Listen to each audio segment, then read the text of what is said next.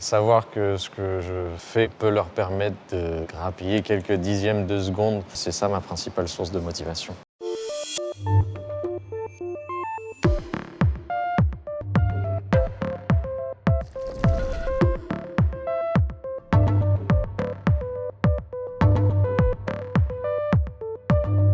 Bonjour, je m'appelle Benoît, je suis ingénieur simulateur chez Peugeot Sport et chez Peugeot Sport depuis bientôt 6 ans maintenant.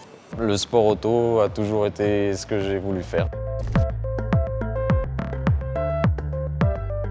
Mon rôle aujourd'hui est de mettre à disposition le simulateur pour l'équipe et les différents services qui en ont besoin et de m'assurer qu'il représente le plus fidèlement possible la vraie voiture. Le simulateur a été créé pour la 9X8 et il a servi à faire tous les choix pour la conception de la voiture qui roule aujourd'hui sur piste. Et du coup, mon rôle dès le départ a été de mettre en place le simulateur et de créer tout le code qui permet de réaliser la simulation pour pouvoir avoir une première voiture roulante au simulateur avant même que les voitures existent. Aujourd'hui, les simulateurs sont importants parce qu'ils nous permettent de tester tous les circuits du championnat et de répéter autant de fois que l'on veut les différentes séances d'essais, courses, qualifications, plutôt que d'envoyer la voiture en piste aux quatre coins du monde. On peut travailler sur toutes les pistes au sein d'une même journée ici et du coup, ça permet une réduction des coûts à l'entreprise et aussi réduire l'impact environnemental.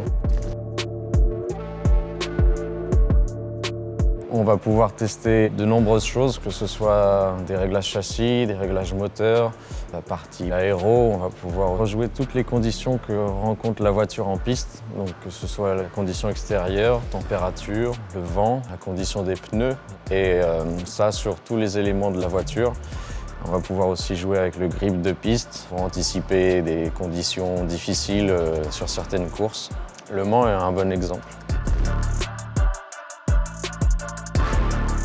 Ça permet d'avoir déjà une base de réglage pour l'équipe quand ils arrivent en week-end de course et sur la première séance d'essai libre où tout le travail fait au simulateur et tous les réglages essayés vont leur permettre d'avoir déjà une voiture proche de l'optimal et de permettre de faire les ajustements une fois en piste. La FIA limite les séances d'essai durant toute l'année. Tout ce qu'on ne peut pas faire en piste pour des questions de limitation de temps, on les fait au simulateur autant de fois que l'on veut. 1 à 2 semaines avant la course, on va faire venir un des pilotes pour tester toute une batterie de réglages dans l'idée d'avoir la voiture la plus optimale possible lors de la première séance d'essai libre pendant le week-end de course. Ensuite, encore avant la course, on va avoir une journée par équipage, donc équipage 93 et équipage 94, qui comprend donc les pilotes, l'ingénieur de course et les ingénieurs performance. Et là, le but va être de réviser toutes les procédures qu'ils vont rencontrer dans le week-end, donc procédures des plus classiques comme prendre le départ de la course, et aussi celles qu'on ne veut pas rencontrer pendant le week-end, mais sur lesquelles il faut s'entraîner. C'est en cas de défaut que l'équipe puisse réagir rapidement pour que la voiture puisse continuer à rouler ou la ramener au stand si le problème est vraiment important. La partie simulateur rejoint les deux mondes que j'apprécie, à savoir la partie piste et vraiment sport du sport auto et la partie scientifique liée à la création de la simulation. Savoir que ce que je fais au simulateur ou en amont des week-ends avec les pilotes peut leur permettre de grappiller quelques dixièmes de seconde pendant le week-end de course et de rendre la voiture plus performante, c'est ça ma principale source de motivation.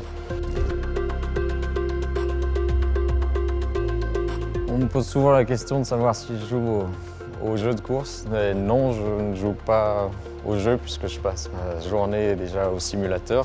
Par contre, je me tiens au courant de ce qui se fait dans le public et de la manière dont ça évolue au fur et à mesure des années, surtout sur la partie technologique. C'est bon ?